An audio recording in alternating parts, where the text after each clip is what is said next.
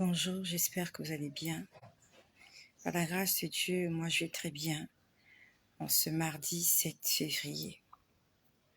Le Seigneur nous a fait grâce d'être en vie, d'être debout, d'avoir le mouvement et l'être et de pouvoir vaquer à nos occupations. J'aimerais envoyer un message aux membres de ma communauté.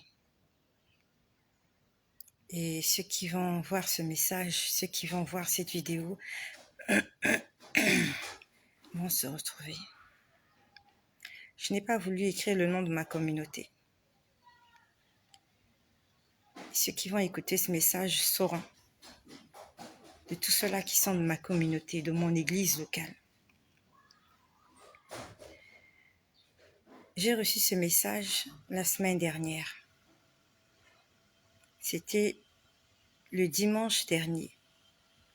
Sauf que j'avais oublié. Je l'ai partagé à une sœur de mon église. Et je viens l'annoncer aux réseaux sociaux. Le Seigneur m'a montré une personne qui va perdre la vie dans la communauté. Et quand cette personne va décéder, ça va faire bouger l'église en fait. C'est une femme. Et quand je l'ai vue le dimanche, j'ai prié pour que cela n'arrive pas. J'ai prié pour que cela n'arrive pas. Mais trois fois de suite, on m'a confirmé que cette personne va mourir. C'est une femme. Avec la foi et avec la prière, nous pouvons changer les choses. Donc, j'invite toute la communauté, ma communauté locale, l'église que je fréquente. Nous devons nous lever en prière afin que cette personne ne meure pas. C'est une femme. Je n'ai pas envie de donner plus de détails, de peur d'être une occasion de chute. J'aimerais que là où tu te trouves, que tu pries pour quelqu'un qui va peut-être perdre la vie. Et si le Seigneur l'a montré, c'est pour que nous puissions nous lever en prière. J'ai envie de donner plus d'indices à ce sujet, mais quelque chose me retient. Donc je m'adresse à toute ma communauté, à toute mon église locale, où je vais prier le dimanche, l'église que je fréquente. Il y a l'esprit de mort qui tourne autour d'une femme. Et si on ne se lève pas, cette femme-là va mourir. Ça, c'est la première des choses que j'aimerais dire. Honnêtement, le Seigneur m'en a parlé dimanche et j'avais oublié. Et ça m'arrive comme ça, je suis là, le Seigneur me rappelle des choses qu'il m'a déjà montrées, mais que je n'ai pas partagées.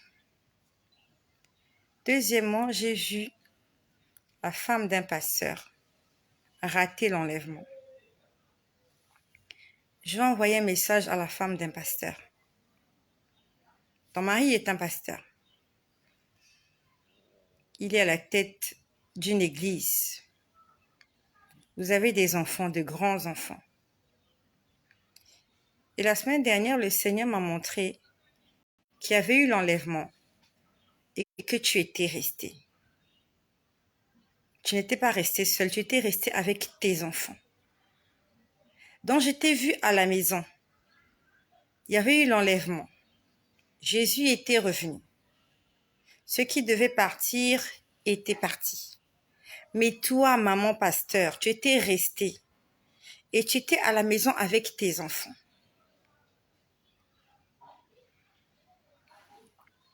Tu étais resté à la maison avec tes enfants. Et tu étais en train de demander à tes enfants d'aller sur les réseaux sociaux afin de retrouver les vidéos où on parlait de l'enlèvement. Tu étais en train de... En fait, vous étiez là à la maison, vous étiez en train de vous regarder, vous disiez, mais qu'est-ce qu'on va faire? Vous étiez conscient que vous avez raté l'enlèvement. Et la maman disait aux enfants, qu'est-ce que nous allons faire? Et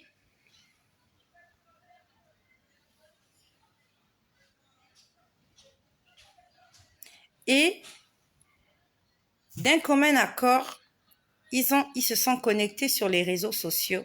Ils étaient en train de chercher des enseignements, des vidéos, là où on parle de l'enlèvement, afin de savoir qu'est-ce qu'il fallait faire. Et c'est bizarre, quand j'ai vu le visage de cette femme, la femme d'un pasteur, c'est bizarre, elle n'était pas, elle paniquait pas, elle était calme. Donc c'est comme si elle savait qu'elle allait rater l'enlèvement. C'est comme si elle le savait.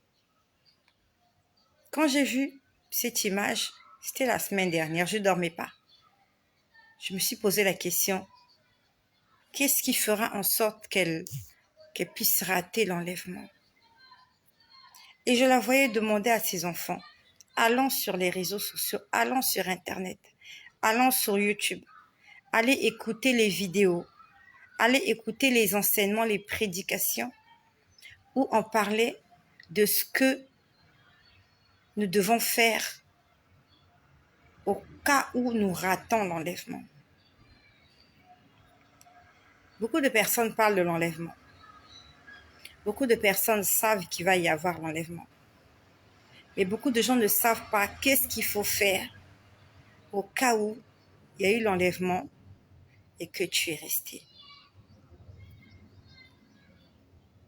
Première des choses que tu dois savoir, après l'enlèvement, les prières ne seront plus exaucées. Ce sont des choses que j'ai vues.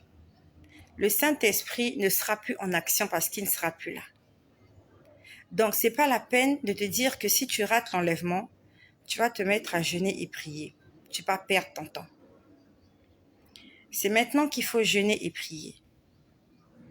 Au cas où tu ratais l'enlèvement, la seule chose qu'il faut faire, c'est d'être fort et de supporter la torture. Parce qu'il y aura des moments de torture. Les gens vont être... On va patrouiller les gens, surtout les chrétiens. Donc ça veut dire que en toi-même, il faut que tu décides que tu vas mourir. Il faut que tu saches que tu vas mourir. C'est pas la peine d'appeler Jésus au secours à ce moment-là. N'appelle pas Jésus. N'appelle pas le Saint-Esprit. Ne demande pas la pitié. Il faut que tu prennes la décision de ne pas dire non à Jésus, quel que soit le genre de torture qu'ils vont te faire subir.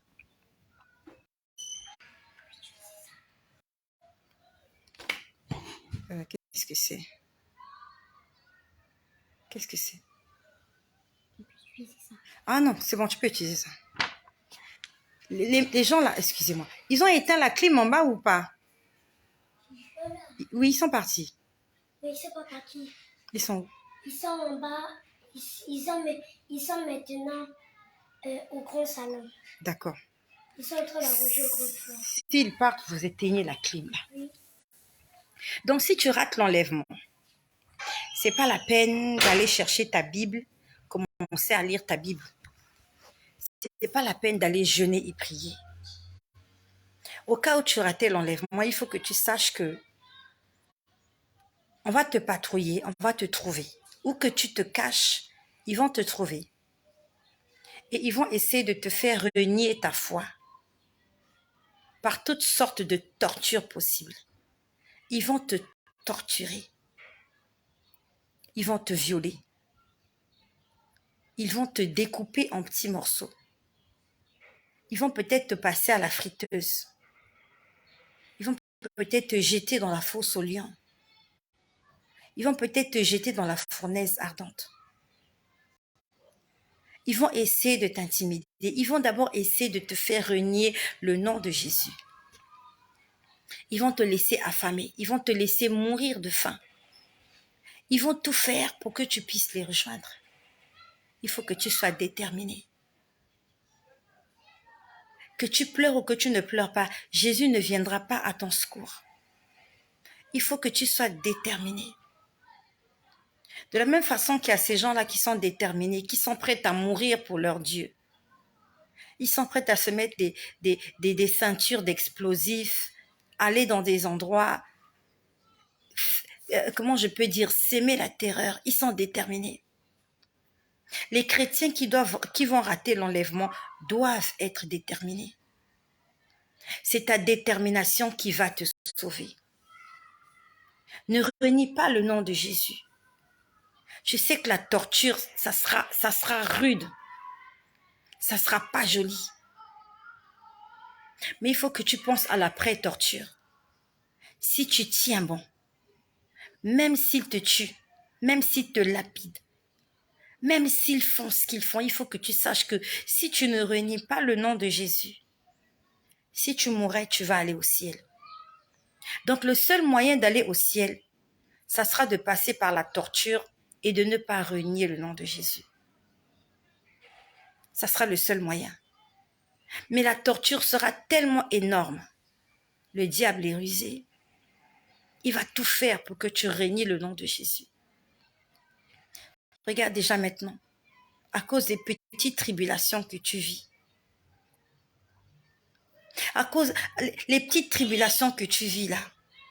Ton mari te trompe, ta femme ça marche pas, avec tes collègues ça va dans tous les sens, les enfants ne se comportent pas bien, tu perds la patience, tu te mets en colère. Voilà, ce sont des petites choses. Le manque de travail, le chômage, la maladie. Ce sont des petites choses qu'on n'arrive même pas à supporter. Et là encore, le Saint-Esprit peut encore intervenir en notre faveur. Aujourd'hui encore, quand on invoque le nom de Jésus, il y a des manifestations. Les maladies sont chassées. Mais quand Jésus reviendra prendre l'église, ceux-là qui se sont préparés et qui vont partir, les prières ne seront plus écoutées. Le nom de Jésus n'aura plus de puissance. Satan va régner en maître. Donc même si le diable est en face de toi, tu vas crier Jésus comme tu veux, il n'y aura rien qui va se passer. Donc j'espère que tu es prêt à cela. Et si ça arrive que tu es resté, il faut que tu sois déterminé à ne pas fléchir les genoux devant cette idole qu'on va te présenter. Il faut que tu sois prêt à ne pas renier le nom de Jésus. Tu dois tenir mordicus jusqu'à ce qu'ils te tuent. Mais ils ne vont pas te tuer aussi facilement parce qu'ils savent que te tuer, ça sera trop facile, ça sera trop beau pour toi. Ils vont d'abord t'écraser, ils vont te réduire en poussière. Bien-aimé, sur cette chaîne, le Seigneur est en train de... Le Seigneur nous avertit. La semaine dernière, je vous ai dit comment j'ai vu un tourbillon. Quelque chose qui est en train de se préparer. Au nord-ouest, non, nord-sud-est, au nord-est de l'Afrique. J'ai pris l'agenda, j'ai regardé. Je vous ai dit, je voyais la Turquie, je voyais la Syrie, je voyais l'Iran, je voyais l'Irak. Nous savons ce qui s'est passé en Turquie et en Syrie. Un séisme. Il y a des milliers de morts. Tout à l'heure, j'étais sur YouTube. C'est vrai, j'ai vu des commentaires, des gens qui écrivaient qu'il y a eu un tremblement de terre en Turquie. Quand je voyais les commentaires, j'avais oublié que j'avais parlé de ce tourbillon qui allait se passer de ce côté. J'avais oublié, je me suis dit, mais pourquoi les gens parlent de tremblement de terre en Turquie? Ça ne me regarde pas. Et c'est après, il y a un frère qui a fait une publication où il a mis ma vidéo et il disait, le Seigneur avait déjà averti qu'il y avait un tourbillon qui se préparait de ce côté-là. Mais en dehors du tourbillon, pour ceux qui sont abonnés et qui ont l'habitude de suivre, j'ai dit, en dehors du tourbillon, il y a un fil électrique. J'ai vu un fil électrique passer sur le monde entier. Et ce fil électrique avait pour but de tuer les gens. Toutes les personnes qui étaient debout, lorsque le fil électrique passait dans cette zone, les personnes tombaient et mouraient. J'en ai parlé, je crois, l'année dernière. Nous sommes en février. J'en ai parlé l'année dernière. Là, c'est le tourbillon. Tu peux échapper au tourbillon. Tu peux voir le tourbillon arriver, tu fuis. Et le tourbillon peut aussi passer, ça ne t'emporte pas. Gloire à Dieu. Mais ce fil électrique-là, ce câble électrique, il va passer sur le monde entier. Et toutes les personnes qui seront debout seront coupées en deux. Ça va tuer la majorité des habitants sur la terre. Et quand on me montrait ça, on me disait, quand on était en train de me dire, lorsque le câble se rapproche, on m'a dit, il faut se courber. Il faut se courber pour que le câble puisse passer. Mais si tu es debout, soit le câble, si le câble est au niveau de ta tête, le câble te coupe la tête. Si c'est au niveau de ta poitrine, ça te coupe la poitrine. Mais ce qui est sûr, c'est que ce câble-là a pour mission de tuer des gens. Et la majorité des gens ne seront pas au courant quand le câble va passer. Et ils vont mourir. Et ça sera la plus grande... En fait, une grande partie de la population mondiale va mourir. Lorsque ce câble-là va passer, je ne sais pas, ça va se passer quand. Les seules personnes qui vont échapper, ce sont les personnes qui seront à genoux ou courbées ou allongées à même le sol. Nous savons quand il y a les séismes, pour ceux qui vivent dans les pays où il y a des séismes, on leur dit lorsqu'il y a un tremblement de terre, il faut aller se cacher sur la table, il faut se couvrir, il faut se cacher sur la table. C'est comme une protection, en fait, c'est un moyen de, en fait, c'est une protection. C'est un geste de secours. Mais pour les chrétiens, le geste de secours, c'est l'humilité, la soumission à Jésus. Et quand cela va arriver, ça va arriver avant l'enlèvement. Plus précisément quand je ne sais pas. Avant l'enlèvement, il y a quelque chose qui va se passer. Et ça va bouleverser le monde entier. Et des gens vont mourir en cascade. Seuls ceux-là qui vont se courber, qui seront allongés, qui seront prosternés, ce sont les seuls qui vont survivre. Ce qui s'est passé en Turquie. Moi, je ne suis pas l'information, je ne suis pas télévision. Ce n'est que ce matin, j'étais en train d'écouter j'étais en train d'écouter des choses sur YouTube. La vidéo de la Turquie a commencé à passer. J'ai vu, j'ai été scandalisée. Des gens étaient en train de témoigner. On était en train de filmer à l'hôpital. En Turquie, je ne sais pas si c'est en Turquie ou en Syrie. Il était en train de dire qu'il vivait dans un immeuble à 4 étages. Et il a dit l'immeuble s'est écroulé. Tout le monde est mort, sauf lui et sa famille. Un immeuble de 4 étages. Je te laisse imaginer le nombre d'appartements qu'il y avait dans cet immeuble. Tout le monde est mort. Et d'après les témoignages, d'après ce que j'ai entendu, c'est sur YouTube, je l'ai entendu ce matin, le tremblement de terre avait commencé à 4 heures, quand les gens dorment. Tu es là, tu dors tranquille dans ton lit. Tu es avec ton mari, tu es avec ta femme. Et voilà comment est le tremblement de terre et tu ne sais pas quoi faire. Tout s'écroule autour de toi.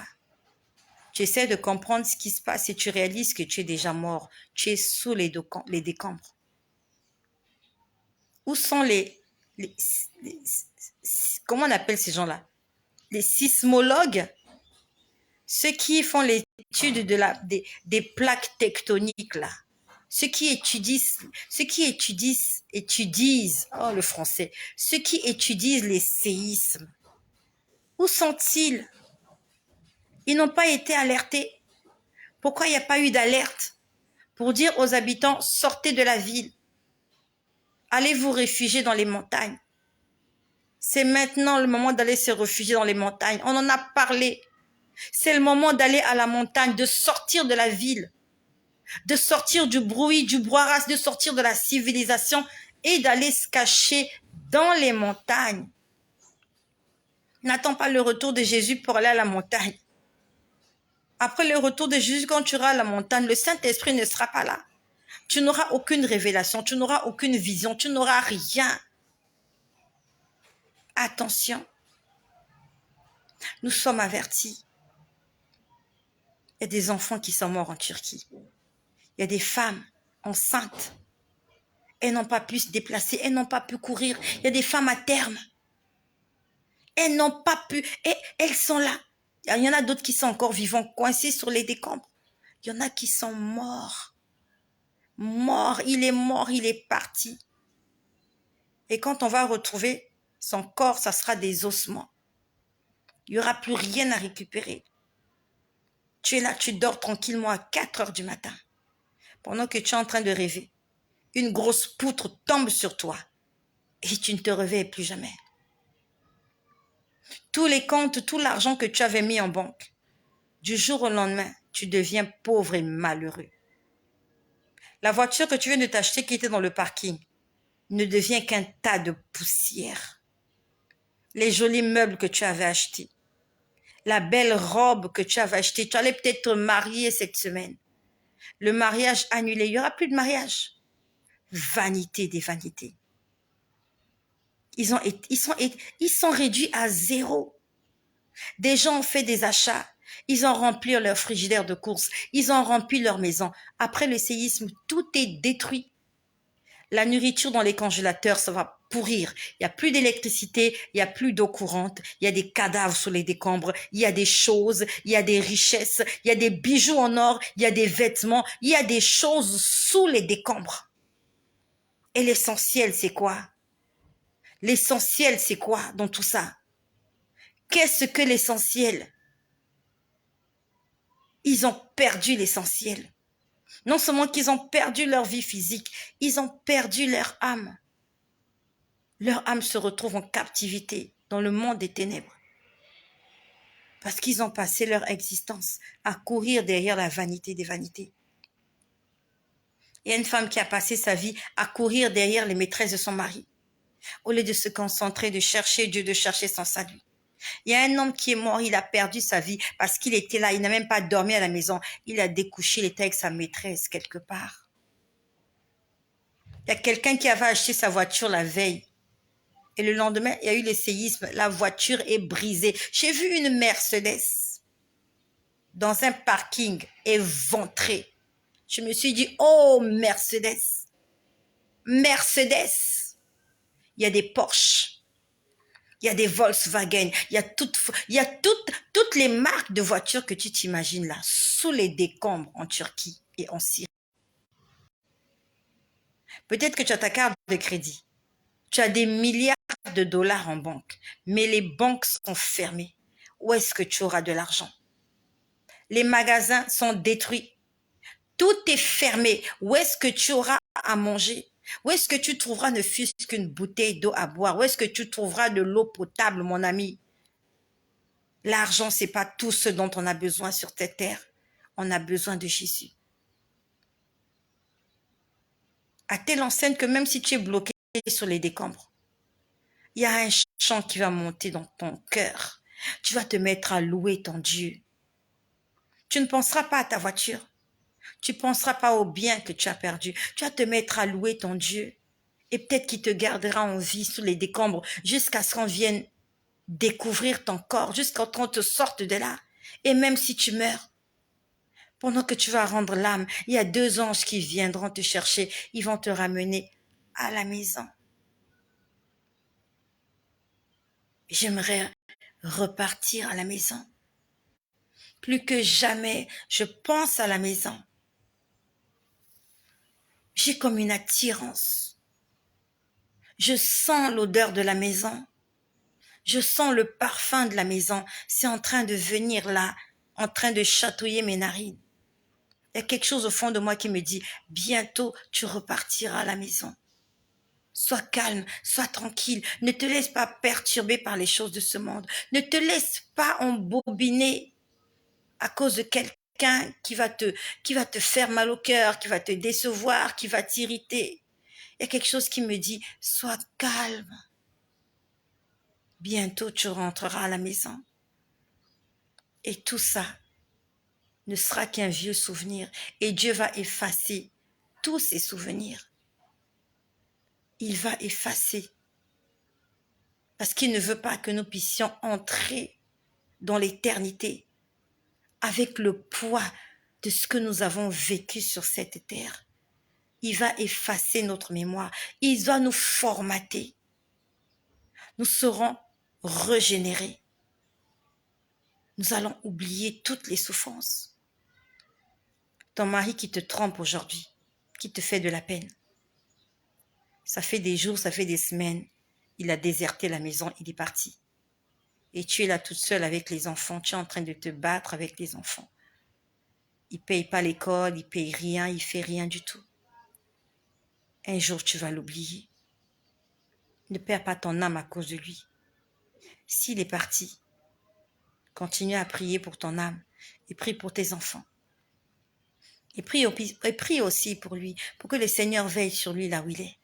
Mais surtout, n'abandonne pas la foi à cause d'un homme qui ne veut pas de toi, à cause d'une femme qui ne veut pas de toi, à cause d'un enfant désobéissant, à cause d'un parent trop imposant. Ne perds pas la foi, garde la foi. Un jour, tu oublieras toutes ces persécutions que tu es en train de vivre, toutes ces souffrances. Un jour, nous allons l'oublier. Tu vas oublier cette femme-là qui passe son temps à t'insulter sur les réseaux sociaux. Tu vas l'oublier. Dieu va effacer ta mémoire. Tu ne te rappelleras plus qu'il y avait quelqu'un qui était là, qui te créait des problèmes. Tu vas oublier tout ça. Cet homme-là aujourd'hui, vous êtes là, vous battez pour lui. Vous êtes là, vous êtes 5, 6, 4, 8, 10. Vous battez pour cet homme-là. Quand vous serez de l'autre côté, il n'appartiendra ni à toi ni aux autres. Au ciel, il n'y a pas de mariage. Cet homme-là, c'est ton mari ici sur terre. De l'autre côté, il ne sera pas ton mari. Tu dois même oublier que sur terre, vous êtes mariés. Tu vas oublier parce que si tu te rappelles que vous êtes mariés, tu vas te rappeler de toutes les infidélités qu'il t'a fait. Et dans le royaume des cieux, il n'y a pas d'imperfection. Il n'y a pas de colère, il n'y a pas de jalousie. Donc, pour que les choses soient nickel au ciel, Dieu efface les mémoires. Dieu nous fait oublier tout. Donc, tu pourras rencontrer ton ennemi au ciel. Tu vas oublier que lorsque tu étais sur terre, qui t'avait créé des problèmes, qui t'avait mis dans des situations compliquées. Parce qu'au ciel, c'est la paix. Au ciel, c'est la joie. Et bientôt, nous allons rentrer à la maison. Je vous ai dit qu'il y a des vagues qui vont arriver. Là, 2 ou 3 ans, j'ai vu, au départ, je voyais 3 vagues. Après, je voyais 2 vagues. J'aimerais m'attarder sur 2 vagues. Pourquoi je m'attarde sur 2 vagues? Parce que la semaine dernière, quand mon père est venu me rappeler ce qu'il m'avait dit quand j'avais 6 ans, là, je m'adresse à ceux qui sont abonnés et qui ont suivi. Comment je vous ai dit que je me suis retrouvée dans une maison. C'était ma maison. Et dans cette maison, j'habitais avec mon papa. Et il m'a dit, il y a ces 2 événements qui doivent d'abord se passer avant que toi et moi, qu'on ne vive encore ensemble comme nous vivions autre temps. Donc, je prends 2 événements. Il y a 2 événements qui vont se produire avant que nous puissions rentrer à la maison. Quels sont ces événements? Je n'en sais rien. Mais je sais que ces événements-là vont faire trembler le monde. Ça va bouleverser le monde. 2 événements. Lesquels? Je n'en sais rien. Mais je sais que parmi ces 2 événements, il y a quelque chose qui va tuer beaucoup de gens. Je ne sais pas si ça sera une guerre. Est-ce que ça sera une maladie? Mais j'ai vu ce câble électrique et je l'ai vu l'année dernière. J'ai vu le câble électrique en train de passer sur la terre. Et ça tuait tout le monde qui était debout. Celui qui est debout, c'est celui qui est sûr de lui. Pendant la guerre, on ne marche pas debout. Lorsqu'il y a la guerre, lorsqu'il y a des tirs, lorsqu'il y a des balles qui sifflent, on marche courbé. T'as jamais remarqué ça? T'as vu les films de guerre? Tu as vu que lorsqu'il y a la guerre, les gens marchent debout, la tête haute, cherchant d'où vient la balle? Non, les gens se cachent. Ils sont là, ils sont courbés, ils guettent à gauche, à droite. Ils essayent d'éviter les projectiles. Les gens marchent courbés quand il y a la guerre. C'est une position de vigilance. C'est une position, comment je peux dire, tu fais attention, tu prends garde à toi. Tu es là, tu regardes à gauche, à droite et tu es courbé. D'autres même rampent. Parce que tu ne sais pas d'où viendra la balle, tu ne sais pas d'où viendra le projectile, tu ne sais pas qu'est-ce qui va tomber sur ta tête. Et tu couvres ta tête, tu es courbé. C'est cette position-là que nous devons adopter maintenant. Mais c'est une position spirituelle. Je n'ai pas dit qu'il faut commencer à se promener dans la rue, la tête courbée, non. C'est une position spirituelle. Et la tête courbée spirituellement, c'est comme une position d'adoration, de prosternation et de vigilance aussi. Tu couvres ta tête parce que tu ne sais pas qu'est-ce qui peut tomber sur ta tête, parce que la tête, elle est très fragile. Il faut la protéger. Lorsque des gens vont en guerre, des policiers, des militaires, ils ont des casques, je ne sais pas comment ils appellent leurs casques là, c'est pour protéger la tête. Ils ont des gilets pare-balles, c'est vrai, mais ils ont des casques. Parce que la tête, c'est le moteur de l'être humain. Si ton cerveau ne fonctionne plus, c'est terminé pour toi. Protège ta tête. Couvre ta tête. Nous sommes en temps de guerre. Quand on est en temps de guerre, on ne se balade plus n'importe comment. Quand on est en temps de guerre, la priorité, ce n'est pas les vêtements. La priorité, ce n'est pas les maisons. Ce n'est pas les voitures. Parce que tu peux avoir ta voiture qui démarre, mais les routes sont bloquées. Il n'y a plus de route pour circuler. Quand c'est la guerre, tu as besoin de tes 2 pieds et de ton énergie et de quelques provisions dans ton sac. Tu ne prendras pas tous tes malles d'habits te balader avec pendant la guerre. C'est pas possible. C'est pas possible. Quand il y a la guerre, on ne prend pas les vêtements. On prend la nourriture, le strict nécessaire et on est parti. On va sur la montagne. On va à la montagne. On va en hauteur pour voir comment ça se passe. Bien-aimés, nous sommes déjà avertis. Nous sommes des gens très avertis. Il n'y a pas plus avertis que toi et moi. Nous devons faire.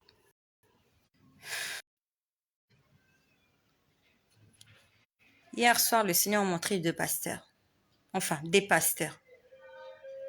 Il y a des pasteurs qui étaient en train de d'essayer de... Je crois qu'il y avait une lutte. Il y avait un problème de... Je ne sais pas comment je peux appeler ça. Une lutte de supériorité. Alors, comment je peux expliquer ça? Les pasteurs avaient besoin des honneurs. Voilà, merci Seigneur. Il y avait des pasteurs qui disaient qu'ils méritent les honneurs plus que d'autres. Parce que je voyais un salon VIP. Et il y a certains pasteurs qui disaient que ce pasteur-là n'a pas le droit d'être dans le salon VIP. Le salon VIP, c'est un salon very important personality. Donc, c'est pour des personnes très importantes.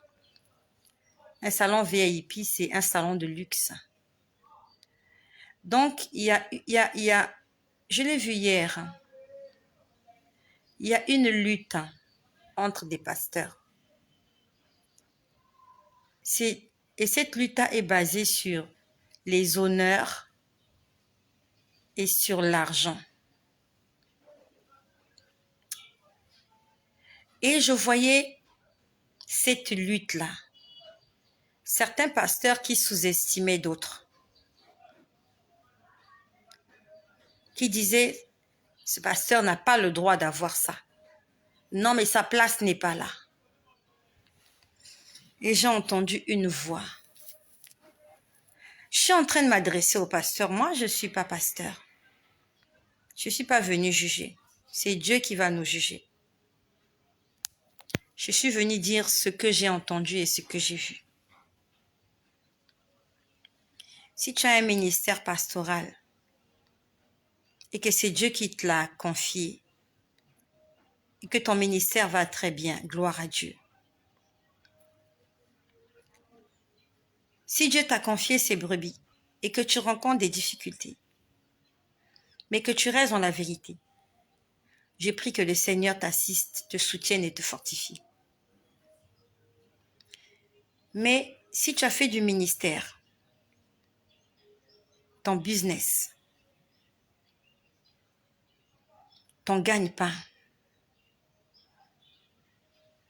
tu n'es pas là pour servir Dieu. Toi-même, tu le sais. Je ne suis pas venu te juger. Je suis venu t'apporter un message. Hier, quand j'étais en train de voir ces pasteurs en train de s'embrouiller parce qu'ils voulaient tous avoir accès au salon VIP, j'ai entendu une voix. Cette voix m'a dit, sur terre, il n'y a aucun pasteur. Et la voix a dit, le seul pasteur, c'est Jésus-Christ. C'est une voix que j'ai entendue hier. Que le seul vrai pasteur, c'est Jésus-Christ. C'est quoi le pastorat? C'est prendre soin des brebis du Seigneur. Le pasteur, c'est le berger. Et les brebis sont sa charge. Il se réveille chaque matin parce qu'il y a des brebis du Seigneur qu'il faut entretenir. Et si tu ne fais pas bien ton travail, un jour tu rendras compte. Et hier, j'ai entendu, le seul vrai pasteur, c'est Jésus-Christ. Parce que c'est lui seul qui est prêt à donner sa vie pour ses brebis.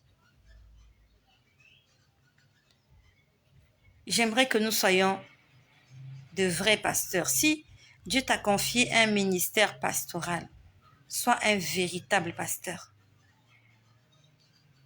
Dans ton intimité, prie pour les brebis. Ils ont besoin de tes prières. Même si financièrement, tu ne peux pas faire face à tous leurs besoins, c'est vrai. Mais spirituellement, soutiens les brebis. Elles en ont besoin. Il y en a celles qui sont malades, celles qui ont besoin d'être enseignées. Et malheureusement, on ne parle pas. Mais malheureusement, il y a un constat qui est fait. On ne parle pas vraiment du retour de Jésus dans les églises. Si tu veux entendre des enseignements sur le retour de Jésus, tu dois aller sur YouTube ou tu dois faire des recherches toi-même. Les pasteurs ne parlent pas aux brebis du retour de Jésus. À la limite, ils font du plagiat. Ah, Jésus reviendra, sanctifiez-vous. Ok. Mais s'il revient et qu'on est resté, qu'est-ce qu'on fait? Les gens ne s'attardent pas là-dessus. On n'explique pas aux brebis comment les choses vont se dérouler. Les brebis ne sont pas au courant. Avant que le Seigneur ne vienne me convertir, est-ce que j'avais déjà entendu parler de l'enlèvement à l'église et qu'on en a fait un séminaire? Non. Non. Les séminaires, c'est comment gérer ton couple, comment attirer la bénédiction, comment réussir dans tes entreprises, comment percer, comment activer la guérison, comment gagner. comment être un winner, comment sortir de la pauvreté. Je ne sais pas si tu as déjà vu une affiche quelque part, on a dit séminaire sur l'enlèvement. Un séminaire même de 3 jours. Spécial enlèvement. Il n'y en a pas. J'ai jamais vu. J'ai jamais vu. Séminaire de grande guérison. Séminaire de grande impactation. Séminaire de l'élévation de la percée. Séminaire, comment je fais pour détruire mon Goliath. Je n'ai pas dit que c'est mauvais. Si tu as tué Goliath et que tu n'es pas allé au ciel, ça a servi à quoi que tu aies tué Goliath? Si tu as chassé les démons, tu as ressuscité les morts, mais tu ne vas pas au ciel, ça a servi à quoi tout ça? J'aime beaucoup ce passage de la Bible où je dis que Jésus avait envoyé ses disciples 2 à 2. Il avait prié pour eux, il leur avait imposé les mains et il leur a dit, allez exercer le ministère. Il les a envoyés 2 à 2. Et les disciples, quand ils reviennent à Jésus, ils sont contents. Ils font le compte rendu à Jésus. Ils disent, Seigneur, même les démons nous sont soumis. Voici la réponse de Jésus. Je voyais Satan tomber du ciel comme un éclair. Il dit, je vous ai donné le pouvoir de marcher sur les serpents et les scorpions et sur toute la puissance de l'ennemi et rien ne pourra vous nuire. Mais il ajoute une chose. Ne vous réjouissez pas de ce que les démons vous sont soumis, mais réjouissez-vous de ce que votre nom est écrit dans le livre de vie de l'agneau. Le fait que tu chasses les démons, les maladies, c'est bien, c'est très très bien. Mais Dieu dit, ne te réjouis pas de ce que tu peux faire des miracles. Ne te réjouis pas de ce que les foules peuvent courir, t'embrasser, t'embrasser les pieds, se prosterner parce que tu as l'onction. Tu es power man. Tu es power woman. Tu es archi-bishop, archi-évangéliste. Tu es le pasteur des pasteurs. Tu es l'évangéliste. Elle dit que tu es le prophète des nations. Les foules courent après toi. Lorsque tu vas quelque part, les gens s'agitent parce que tu as l'onction. Parce que les démons tremblent. Jésus a dit à ses disciples, ne vous réjouissez pas de tout cela, mais réjouissez-vous de ce que votre nom est écrit dans le livre de vie. Toutes choses passeront. Les miracles passeront. Un jour, les miracles cesseront. Après le retour de Jésus, il n'y aura plus de miracles, mon ami. Tous les pasteurs qui vont rater l'enlèvement, là, c'est pas la peine d'aller les voir. Ils n'auront plus d'onction, il n'y aura plus de Saint-Esprit. Donc, c'est pas la peine de courir derrière le pasteur. Si tu as vu que tu as raté l'enlèvement, va chercher toi-même ce que tu dois faire. Parce que le pasteur qui a raté l'enlèvement, là, lui aussi, il est en train de réfléchir là pour commencer à chercher ce que tu dois faire. Commence à te préparer maintenant. Plan A, plan B. C'est comme lorsque tu prépares un examen. Au cas où j'ai l'examen, ok, voilà ce que je ferai. Au cas où j'ai pas l'examen, qu'est-ce que je fais? Ça peut arriver que tu rates l'enlèvement. Ça peut arriver que tu rates l'examen. Je vous ai dit l'année dernière que le Seigneur m'a montré mon compte YouTube. Actuellement, sur mon compte YouTube, j'ai 1800 abonnés. Sur Facebook, on est plus nombreux, nous sommes à 15 000. Et le Seigneur, l'année dernière, lorsqu'il me parlait des abonnés, tu vas le leur dire. Je crois que nous étions à 1400 abonnés. Ou 1200, je ne sais pas, peut-être 1400. Le Seigneur m'a dit, je suis en train de m'adresser à ceux qui sont abonnés à cette page sur YouTube. Et cette vidéo va apparaître sur YouTube demain. Par la grâce du Seigneur, j'ai fait un effort. Les vidéos qui sont postées sur YouTube aujourd'hui, le lendemain, au plus tard 24 heures après, elles sont postées sur... les vidéos de YouTube sont postées au plus tard 24 heures après sur YouTube. Je suis en train de parler aux abonnés de YouTube. l'année dernière. Et merci de t'être abonné. Je sais que tu es abonné à toutes les chaînes chrétiennes. Tu vas être au courant de tout, tu vas être enseigné. Gloire à Dieu. J'envoie un message à tous mes abonnés YouTube. Le Seigneur m'a dit l'année dernière, sur tous les abonnés YouTube de la page, tu vas le leur dire. Il m'a dit, il y a 50 qui m'appartiennent. 50. Alors qu'il y avait plus de 1000 abonnés. Donc, même pas la moitié. Même pas le quart. Même pas le 1/5. Parce que 1000 divisé par 2, c'est 500. 1000 divisé par 4, c'est 250. Donc, même pas le quart des abonnés sont reconnus par Jésus. Je te remercie d'être abonné. Mais pourquoi tu es venu t'abonner? La Bible nous dit, ne vous bornez pas à écouter seulement la parole de Dieu, mais mettez-la en pratique. Tu entends les prédications. Tel pasteur a prêché, tu as entendu, tu as noté, tu as dit amen, tu as liké, tu as partagé. Tu tombes sur tel autre pasteur, il a prêché, tel témoignage, c'était bon. Mais quel est l'impact de tout ça dans ta vie? Depuis que tu as commencé à entendre les témoignages sur l'enfer, tu as changé en quoi? Que ce moment-là, la dame là a dit, hein, elle était en enfer. Elle a vu Michael Jackson. Oui, j'ai vu Michael Jackson. Et ça t'a fait quoi? Michael Jackson est en enfer. Je l'ai vu. Que tu le crois ou que tu ne le crois pas. C'est même pas ça qui va te sauver. Michael est mort, il est parti. Maintenant là, moi je me cherche. Toi, depuis que tu entends les prédications, depuis que tu entends les faya, depuis que tu jeûnes, ta vie n'a pas changé. Tu es accroché au péché. Tu es accroché au plaisir de ce monde. Tu crois que ce sont les témoignages qui vont te sauver. Tu crois que lorsque tu comparaîtras devant le tribunal du Seigneur, tu diras, Seigneur, j'écoutais pas toute ma vie, je passais ma vie sur YouTube en train d'écouter les prédications du pasteur. J'étais en train d'écouter la sœur Esther quand elle témoignait. Oui, la sœur Esther a témoigné, elle va rendre compte pour ce qu'elle a fait.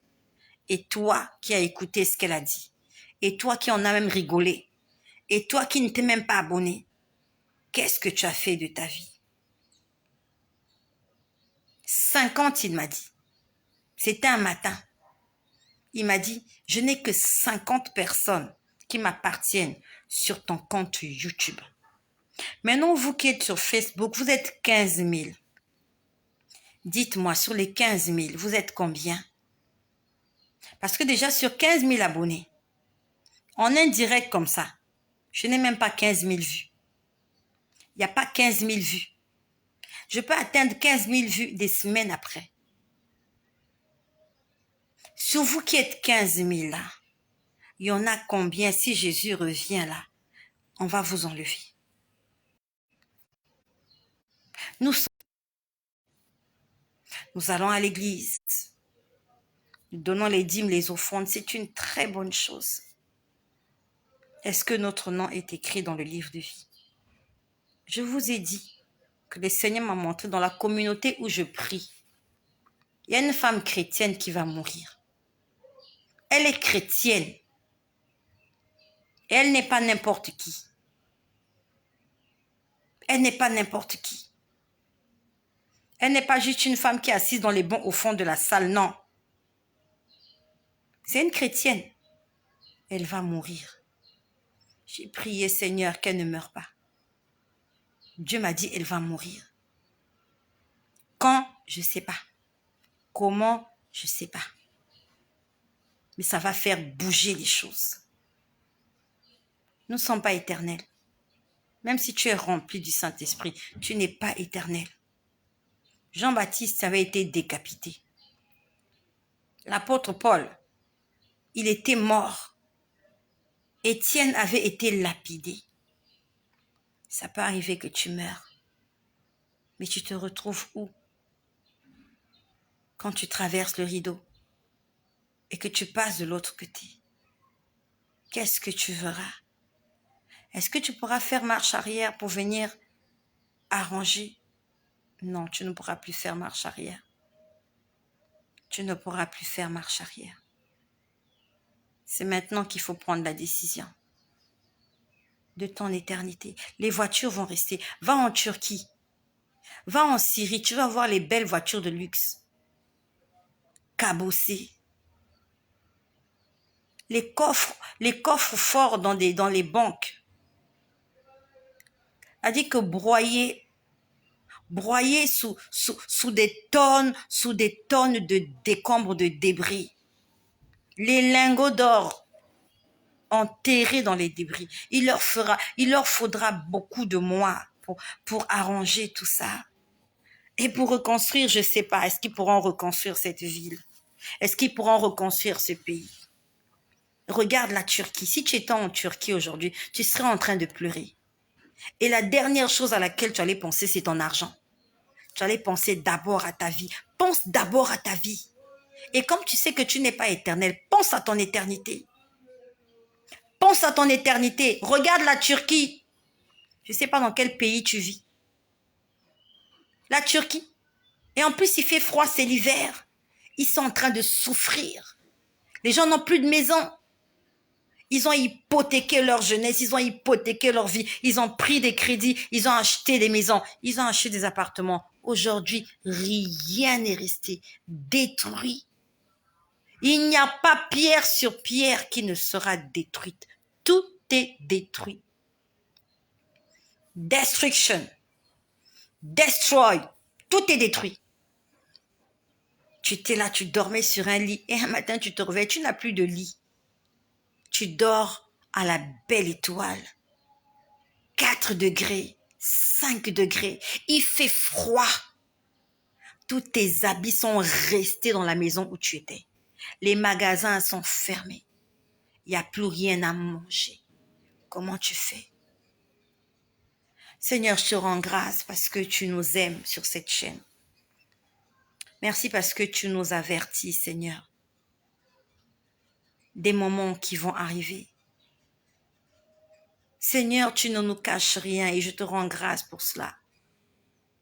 Merci pour toutes les personnes qui sont venues écouter ta parole. Merci pour toutes les personnes qui sont venues afin d'être averties des événements qui vont bientôt arriver sur la terre. Et je prie pour chaque personne qui m'écoute afin que tu nous aides à marcher dans la vérité, dans la sanctification, dans la soumission, dans l'obéissance à ta parole. Seigneur, aide-nous à marcher dans l'amour, dans la compassion, dans le pardon, dans l'acceptation de l'autre. Seigneur, viens nous aider à laver nos robes. Viens nous aider à compter nos jours et à rechercher de tout cœur la sagesse et l'intelligence. Viens renouveler notre intelligence, Seigneur Jésus. Fais de nous des véritables enfants de Dieu, des êtres surnaturels. Seigneur, fais de nous des hommes et des femmes qui lèvent les yeux